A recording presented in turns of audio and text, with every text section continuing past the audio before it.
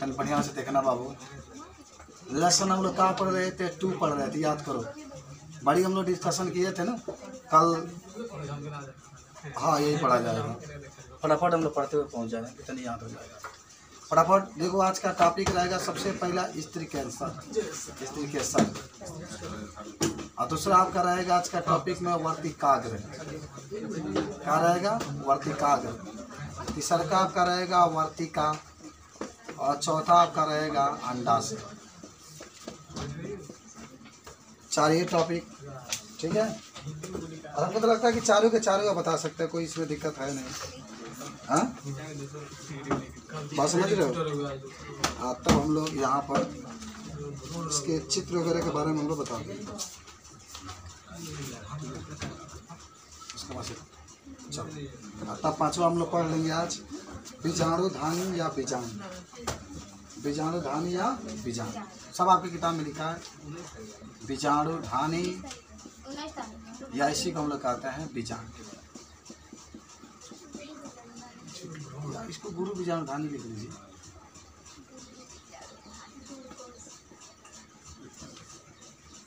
चलो साफ लीजिए। तो आज इतना टॉपिक आपको पढ़ना है। एक बार फिर आपको रिपीट करो, बढ़िया से देखना, ठीक है।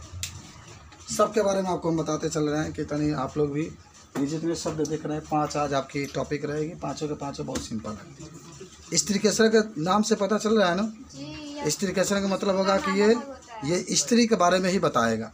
पुष्प में हमेशा 2 भाग, एक नर भाग, एक क्या होता है? मादा। और मादा के दूसरे का नाम स्त्री, समझ रहे? और तीसरा का नाम जयांग भी होता है।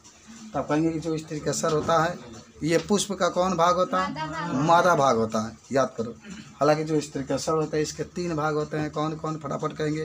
वर्तिकाग्र, वर्तिका, और क्या होता है? अंडाशय। हालांकि अंडाशय के नीचे पुष्पासन भी होता है, लेकिन मुख्य रूप से 3 ही भाग आप लेकर चलेंगे। वर्तिकाग्र, वर्तिका और अंडाशय।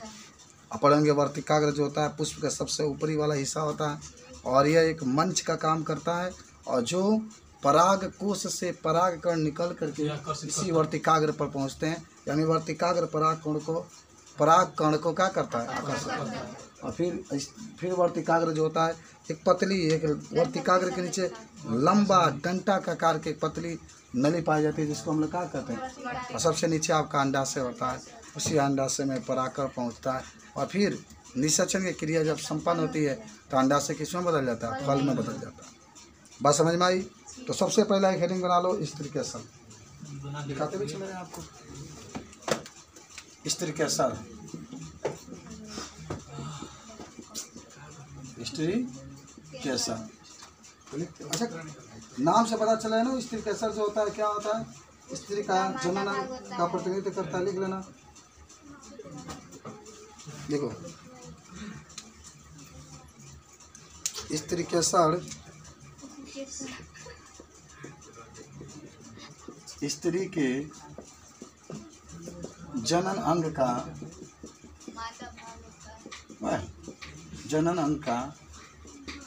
प्रतिनिधित्व करता है।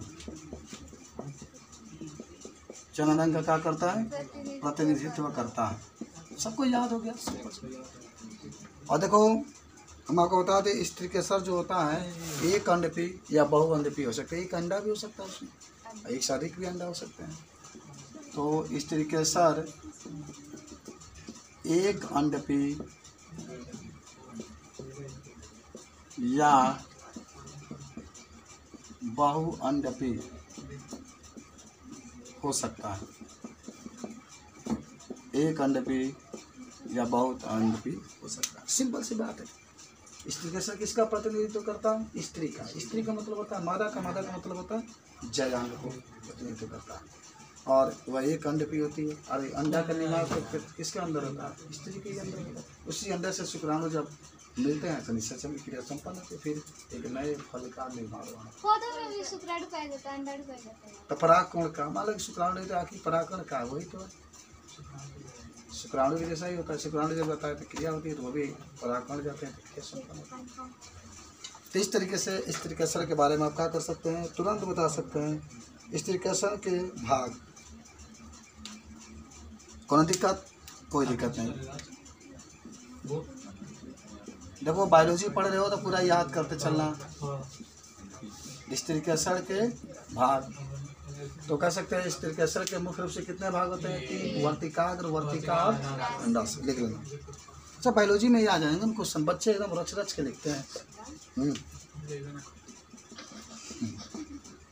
स्त्रीकर्षण के मुख्य रूप से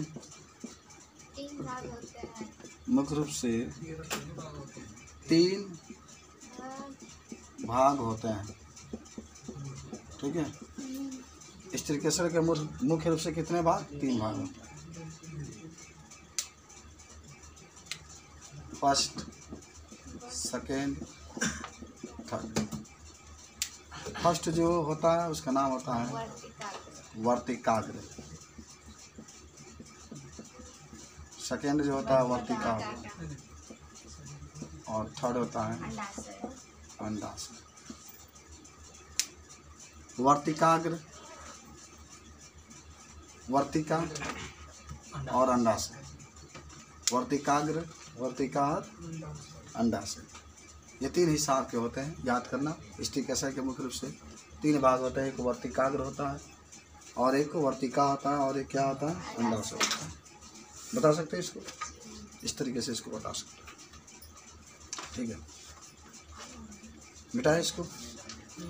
स्त्रीकर्षण के मुख्य रूप से कितने भाग, 3 भाग, वर्तिकाग्र, वर्तिका और अंडाशय। अब इसका आगे चलते हैं, फटाफट याद कर लेना सारा चीज को। वर्तिकाग्र, वर्तिका, अंडाशय।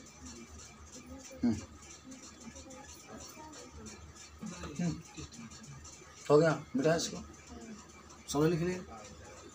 चलो अब आइए, पहले हम एक चित्र बना लेते हैं कि हम लोग चित्र से समझते चलेंगे। हम मिटा दें, सब मिटा रहे हैं, ठीक है।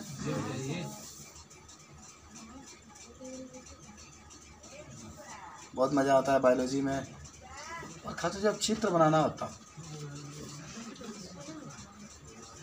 बहुत अच्छी होती है।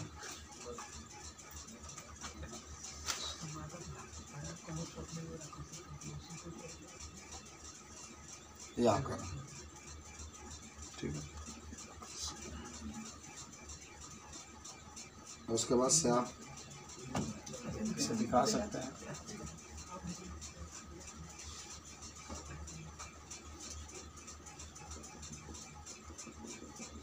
ये स्त्रीकर्षण का हम लोग चित्र, कई स्त्रीकर्षण मिलते हैं तो जयांग का निर्माण होता है, बना सकते हैं आप इसमें। ये रहा,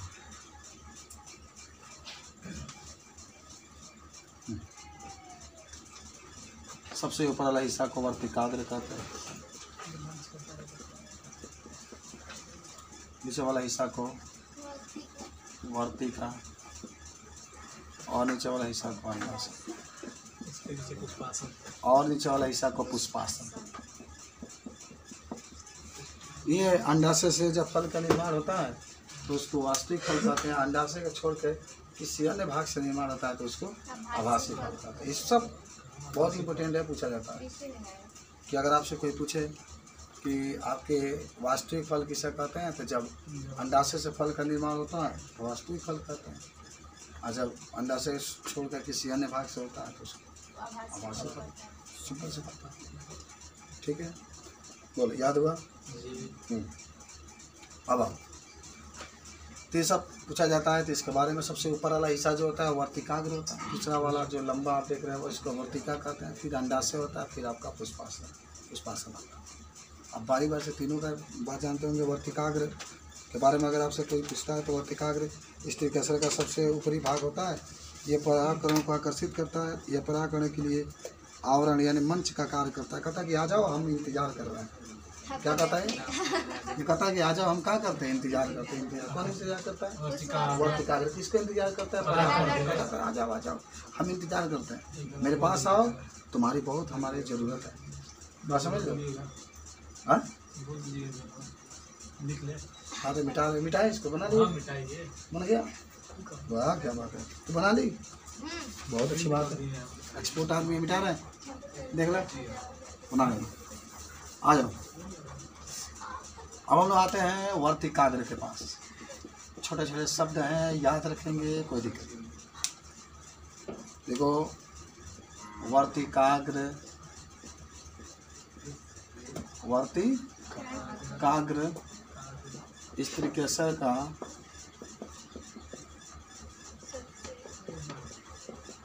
सबसे ऊपरी भाग होता है। यह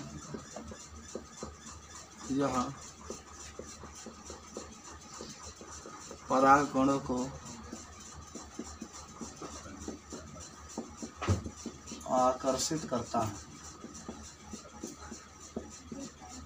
ये परागकणों को आकर्षित करता है तथा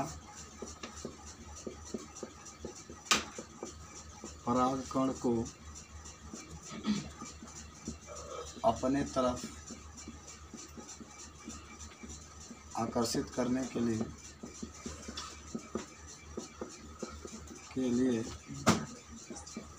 रंगमंच की तरह कार्य करता है। रंगमंच के तरह कार्य करता है। चलो याद हो गया। वर्तिकाग्र बाबू तुम लिखते चलना। पिंटू वर्तिकाग्र के बारे में खराब दे लिख लो। तो कहना कि वर्तिकाग्र से नमस्कारम। वर्तिकाग्र स्त्री के सर का सबसे ऊपरी भाग होता है। सबसे ऊपर आपके कौन पाया जाता है? वर्तिकाग्र। हाँ ये बाबू ये खींचेला परागकण ना किसी ना ही फल बनेगा। हाँ मैंने फल कहाँ बनेगा? हम कहाँ भोजपुरी बोल रहे हैं क्या? हिंदी है, खाटी हिंदी बोल रहे हैं। वर्तिकाग्र स्त्री के सर को सबसे ऊपरी भाग होता है। ये परागकणों को आकर्षित करता है तथा परागकणों को अपने तरफ आकर्षित करने के लिए रंगमंच तैयार करता है। ऊपर रहता है, कहता कि आ जाओ आ जाओ, हाँ तुम्हारा इंतजार है। इसके पास वर्तिकाग्र के पास, मिटाए इसको, वर्तिका के पास सब आते हैं। अभी लंबा डंटा जो देख रहे थे, लंबा डंटा जो कि नली का कार होता है, उसी को क्या कहते हैं? वर्तिका कहते हैं। तो लिख लो तनी वर्तिका। वर्तिका कभी भूलना मत इसको कि भुला जाओगे। No sir. देखो यह स्त्री के सर का सबसे पतला और लंबा भाग होता है। यह बाबू गलत बात है। यह स्त्री के सर का सबसे लंबा और पतला भाग होता है। लंबा और क्या होता है? पतला भाग होता है। ये कहाँ पाया जाता है? वर्तिकाग्र के नीचे पाया जाता है। मैंने लिखो यह वर्तिकाग्र के नीचे पाया जाता है। लंबा नहीं दिख रहा, नलिया ही यही है। ये वर्तिकाग्र के नीचे पाया जाता है। ये वर्तिकाग्र के नीचे क्या आता है? पाया जाता है, याद कर लेना, ठीक है। तथा अंडाशय के ऊपर पाया जाता है। तथा अंडाशय के ऊपर, हाँ ये भी लिखिए। चलिए वर्तिका भी याद हो गया। कहीं भी देखेंगे लंबा जो होता है, जैसा ही हो गया हाई मान लो, तो ऊपर वाला क्या हो गया लई वर्तिकाग्र। आज नहीं लंबा देख रहे हैं ये वाला हिस्सा वर्तिका है, नीचे वाला अंडाशय। भाई मुड़िया आप देख रहे हैं, मुड़िया अभी आप जानते हैं ना, ये स्त्री के सर का सबसे निचला भाग होता है, फूला होता है। यह स्त्री के सर का सबसे निचला भाग और खुला हुआ होता है, और खुला हुआ होता है। इसे क्या कह देते हैं भाई? अंडाशय कह देते हैं। इसे अंडाशय कहते हैं। माने इस तरीके का सबसे निचला भाग और फूला हुआ होता है इसे। हाँ, तो तनी में एक और शब्द जोड़ लेना, निषेचन के बाद अंडाशय फल में बदल जाता है। अंडाशय फल में बदल जाता है। कैसा बदलता है? फल में। ठीक है, अब आ जाओ, चित्र तो बना ही लेना है। आगे कहना है कुछ पौधों में अंडाशय की संख्या 1 होती है। कुछ पौधों में, पौधा देखे हो ना, कुछ पौधों में अंडाशय की संख्या 1 होती है। अच्छा देख लेना, बहुत बड़े PMT वगैरह नीट वगैरह में पूछता है कि कुछ ऐसे पौधे का नाम बताइए जिसमें अंडा 1 होता है, अंडाशय 1 होता है। तो कुछ पौधे में अंडाशय की संख्या 1 होती है। क्या लिख रहा है? 1 होती है।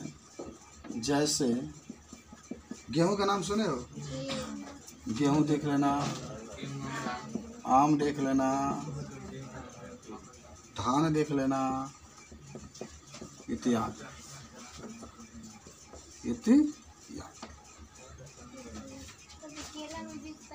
ना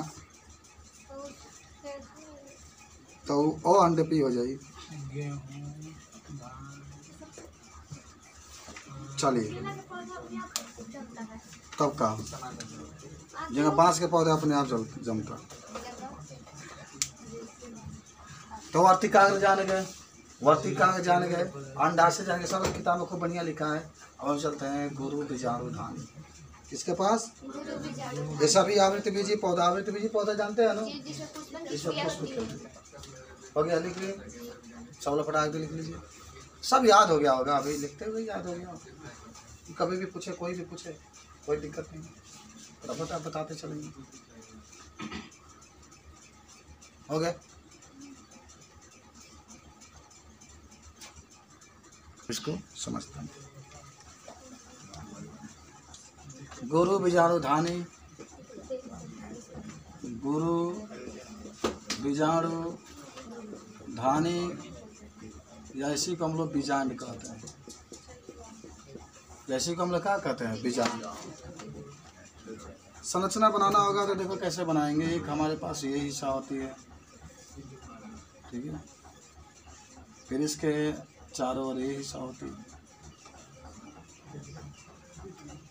हाँ ये हिस्सा होती है,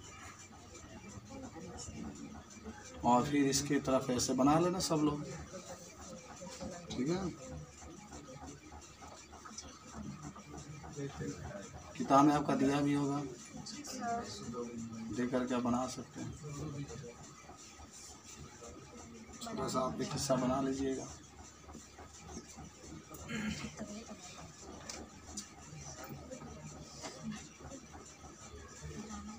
चित्र तो किसी तरीके से बना लीजिए, उसमें कोई बना।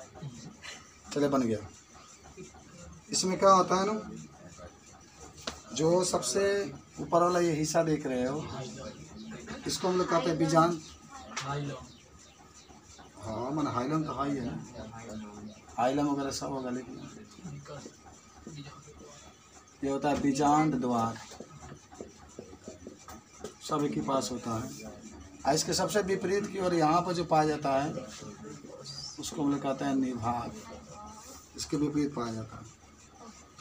और सबसे बाहरी जो आवरण होता है उसको बाह्य आवरण कहते हैं, ये बाह्य आवरण है।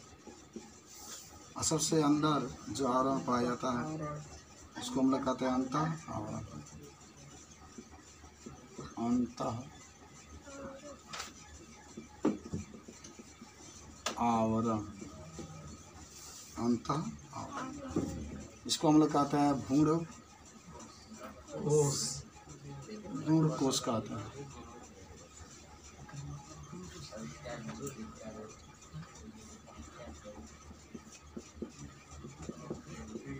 भ्रूण कोश, ठीक है। और फिर यहाँ से हम लोग के पास है बीजांड काल। बस इतना बहुत नाम है। माने एकदम गोल सा एक बना लेना अंडा खान, वही में 2-4 को रेखा खींच देना, नाम दिखा देंगे। नाम। अरे सबसे आगे द्वार होता है दरवाजा, दरवाजा खुला छोड़े आई बिजान द्वार के आगे, तो वही बात होता है। तो जो बिजान द्वार है इसके आगे वाला जो दरवाजा होगा उसको बिजान द्वार, पीछे वाले हम ठीक बिजान द्वार के नीचे जो पीछे वाला हिस्सा है उसको निभाग कहते हैं। सबसे बाहर वाला आवरण को हम लोग बाह्य आवरण कहते हैं, उसके अंदर वाला आवरण को अंतर आवरण कहते हैं। सब आपको याद हो। बिजान का एक बड़ा होता है, ये देखो आपके पास भूणकोश होता है, ये सब आपके पास लिखा है, ठीक है। अब इसके बारे में हम लोग थोड़ा सा लिख लेते हैं, जिक्र कर लेते हैं, ठीक है। आओ देख लेना, बोर्ड में आने वाला है, इम्पोर्टेंट है ये सभी। देख लेना, गुरु बीजाणुधानी, गुरु बीजाणुधानी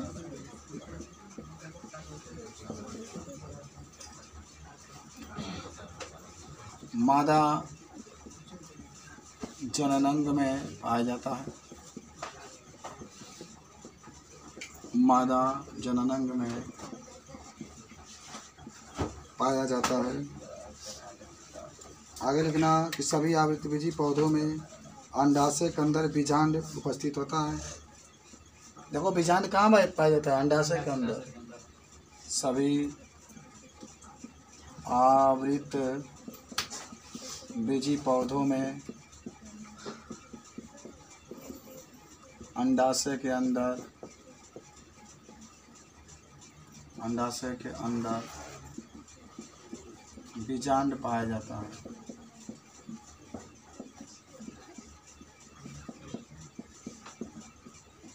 बीजांड पाया जाता है जो एक वृत्त के बंडल, जो एक वृत्त के डंठल, क्या ये डंठल सब लोग पता है, जो वृत्त के डंठल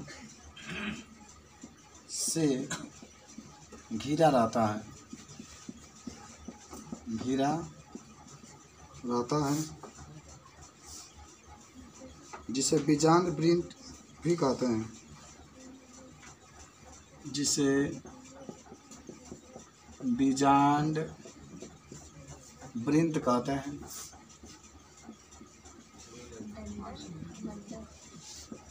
इसमें एक बीजांड द्वार होता है,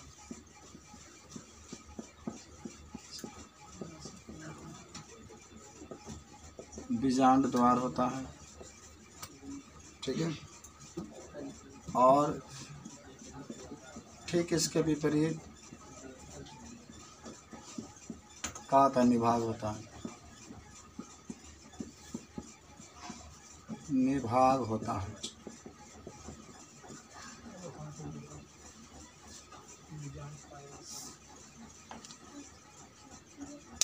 मिटाते हैं। सबसे बाहरी आवरण को, सबसे बाहरी आवरण को बाह्य आवरण वृंद लिखा है, तथा आंतरिक भाग को अंतः आवरण कहते हैं। अंतः आवरण कहते हैं, ठीक है। एक बीजांड का उपस्थित होता है, ऑर्गेनाइज में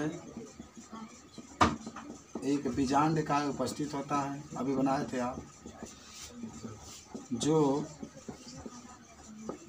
भ्रूणपोष को पोषण देता है।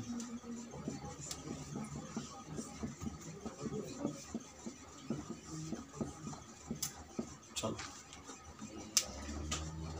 तो इतना आज हम लोग पढ़े। कल हम लोग पढ़ेंगे गुरु बीजाणु जनन, स्त्री युग्मत भेद, उसके बाद से परागण आपको पढ़ाया जाएगा।